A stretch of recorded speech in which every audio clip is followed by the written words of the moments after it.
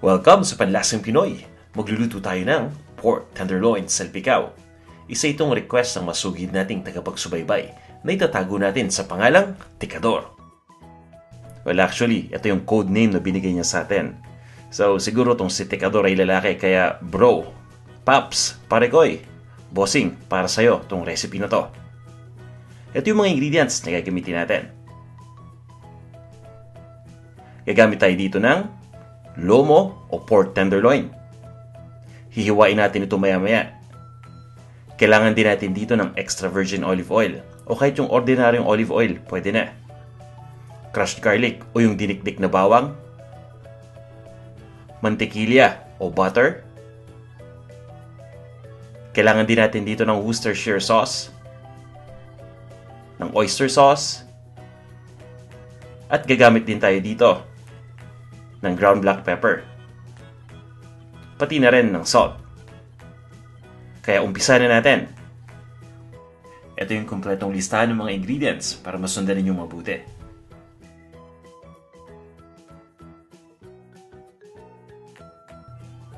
Pagsasamahin lang natin dito yung olive oil, pati na rin yung salt o yung asin.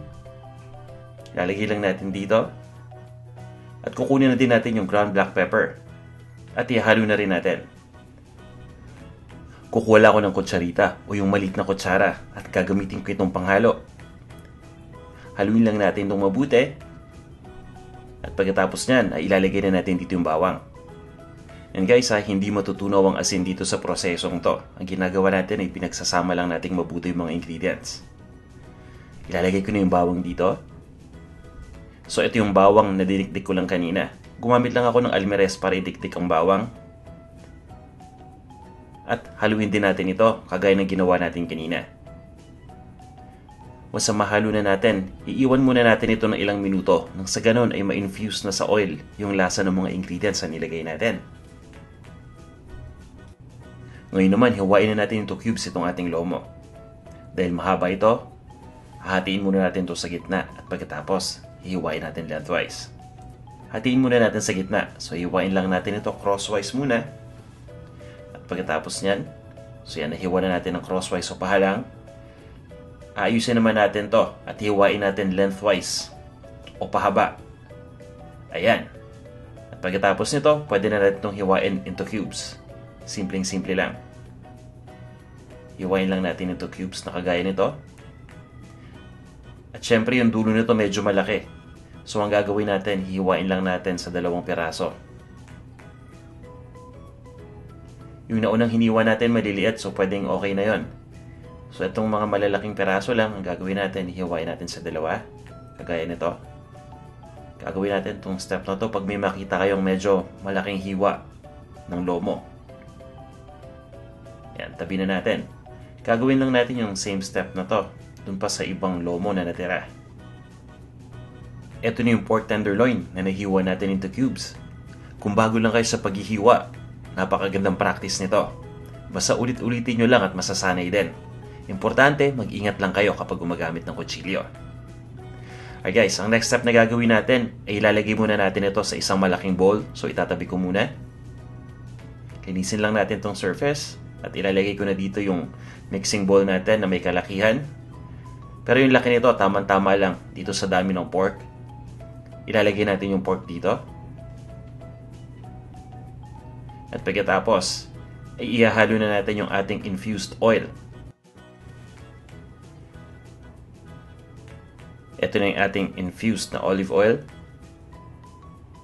So, ang gagawin natin dito, ilalagay lang natin yung oil habang finifilter natin o sinasala natin yung bawang. Hanggat maaari, mas maganda kung yung bawang karamihan ay may iwan, pero okay lang kung may sumama, walang problema. Finifilter lang naman natin itong bawang dahil mamaya lulutuin natin ito separately.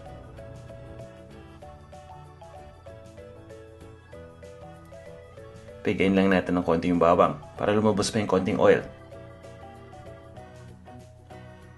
Yan, pwede na to. So, ang gagawin natin ngayon ay paghahaluin lang natin mabuti yung olive oil, pati na rin yung pork. Tatabi muna natin yung bawang at haluin natin itong mabuti. Siguraduhin natin na na-coat nitong olive oil ang lahat ng mga pork cubes na meron tayo dito ha. Iwanan lang natin ito ng ilang minuto nang ma-marinate mabuti. So itong ating infused olive oil ang marinade natin sa pork. Ito yung magbibigay lasa dito. Ngayon kukuha lang ako ng wok at iinitin ko na to. Bagong-bago yan. Bagong regalo dahil Pasko. Diba? Binyagan na natin to. Once na mainit na, ilalagay na natin dito yung natirang bawang. Gagamitin natin yung olive oil na natira kasama ng bawang para iluto ito. Pero kung sa tingin ninyo nakulang yung olive oil, walang problema dyan. Pwede kayong magdagdag ng konting-konting olive oil. Enough lang para maluto yung bawang. Siguraduhin natin na inahalo natin yung bawang habang niluluto nang sa ganun ay maging pantay ang pagkaluto dito. Makaraan ng ilang minuto, magbabrown na itong bawang na katulad nito. Mapapansin ninyo, tamang-tama na yung pagkaluto dito. So ang gagawin ko, ililipat ko lang ito sa isang bowl. At isi-set aside muna natin itong bawang. So yan, ilalagay ko muna ito sa bowl ngayon. Pero yung ating wok o yung pan, depende kung ano yung gamit nyo dyan, gagamitin pa rin natin ito. Kung may natiramang bawang at oil, okay yan, mas maganda. Dahil makakapagpalasa yan. Dahil paglulutuan natin ulit ito ng pork.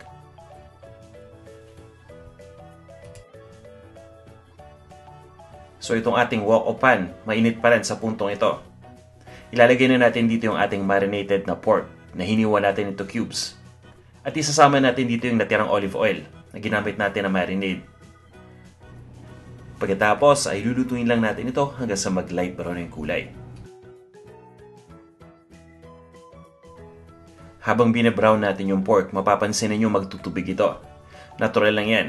Basta ang importante, lagi tayong naka-high heat nang sa ganon ay mabilis na maluto. Simple lang ang gagawin natin. Itutuloy lang natin ang pagluto hanggang sa mag-evaporate na yung liquid na nakikita natin dito. Once na nag-evaporate na yung liquid, pwede na natin ditong ilagay yung ibang mga ingredients natin.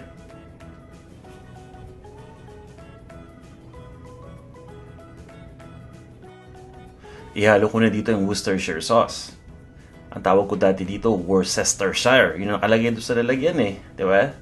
Sabi ng kaibigan ko, hindi. Worcestershire ang tamang pronunciation. So sige, Worcestershire. Kahit medyo social, okay na yan. Ilalagay na din natin dito yung ating oyster sauce. Yan. Napalaking tulong na itong Worcestershire at ng oyster sauce para magpalasa dito sa ating pork tenderloin salpikaw. Haluin lang natin itong mabuti at ituloy lang natin ang pagluluto hanggang sa mag-evaporate na yung liquid.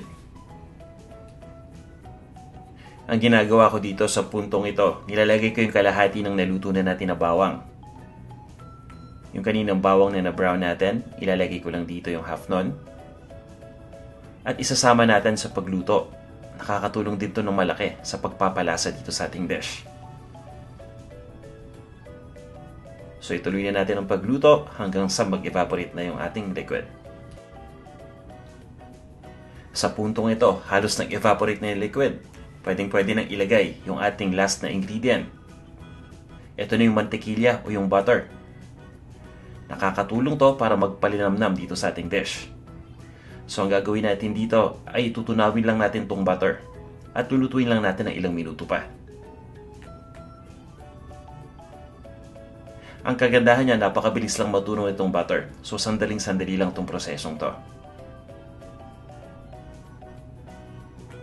Kapag matunaw na yung butter, ilipat na natin ito sa isang serving plate. At serve na natin.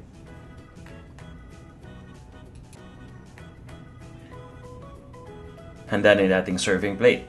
At ito na rin yung ating naluto na pork tenderloin salpikaw. Dahan-dahan lang natin ilalagay ito dito sa serving plate at napakabango. At napakaganda ng kulay.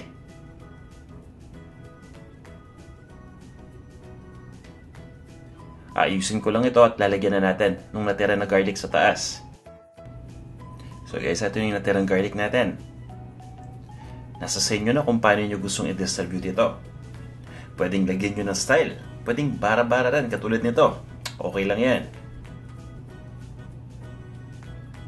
At once na malagyan na natin yung garlic, artehan lang natin ng konting-konti nang sa ganun mas maging appetizing.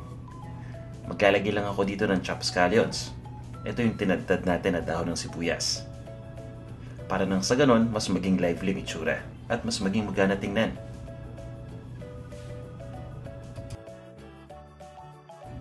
Ayan, sakto na. Ito na ang ating pork tenderloin salpicao. Mukhang masarap at malinamnam. Pero para sigurado, tikman na natin to.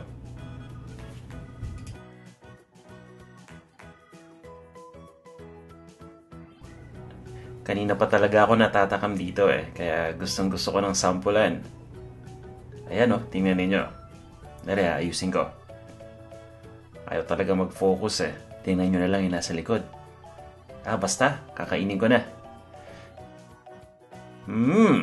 Ang sarap. Tamang-tama yung lasa. Tara, saluhan nyo na ako dito. Kainan na!